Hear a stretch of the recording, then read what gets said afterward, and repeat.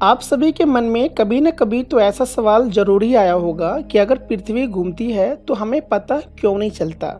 या फिर अगर यह घूम रही है तो हमारे आसपास की वस्तुएं एक ही जगह पर क्यों होती है? ऐसे बहुत से प्रश्न आपके दिमाग में आते होंगे जो आज हम आपको इस वीडियो में बताएंगे। तो हेलो दोस्तों, मैं हूं टीआर रब्बानी और आप देख रहे हैं इन्फॉर्मेशन।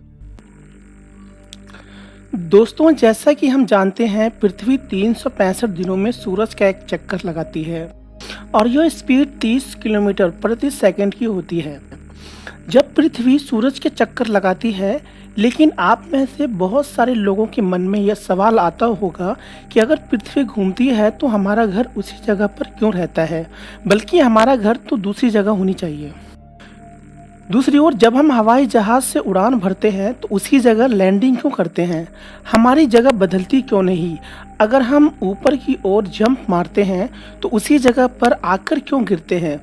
अगर पृथ्वी घूम रही है और हम जंप मारते हैं तो कहीं ना कहीं हमारा पैर तो दूसरी तरफ गिरनी चाहिए, लेकिन हम एग्जैक्ट उसी जगह क्यों गिरते हैं?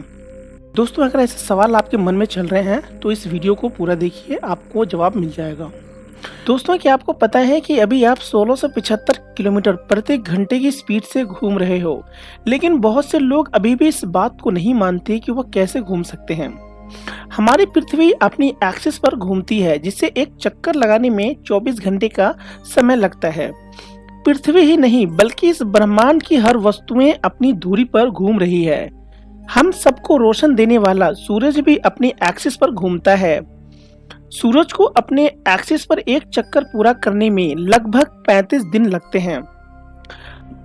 आज तक बहुत से लोग धरती को सीधी और सपाट मानते हैं, लेकिन ऐसा नहीं है।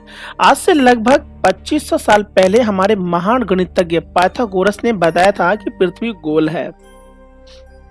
हमारी पृथ्वी जिस गति से घूम रही है, अगर इसकी तुलना दुनिया की सबसे तेज चलने वाली जापानी मैग्लेव ट्रेन की बात करें तो उस ट्रेन से हमारी पृथ्वी के घूमने की गति उससे 3 गुना ज्यादा है। यह ट्रेन 603 किलोमीटर प्रति घंटे की स्पीड से चलती है। हमें पृथ्वी के घूमने का पता इसलिए नहीं चल पाता क्योंकि जब पृथ्वी अपने एक्सिस पर घूमती है तो वह एक निर्धारित यानी कि एक कांस्टेंट गति से घूम रही होती है और हम भी उसी गति से पृथ्वी के साथ घूम रहे होते हैं।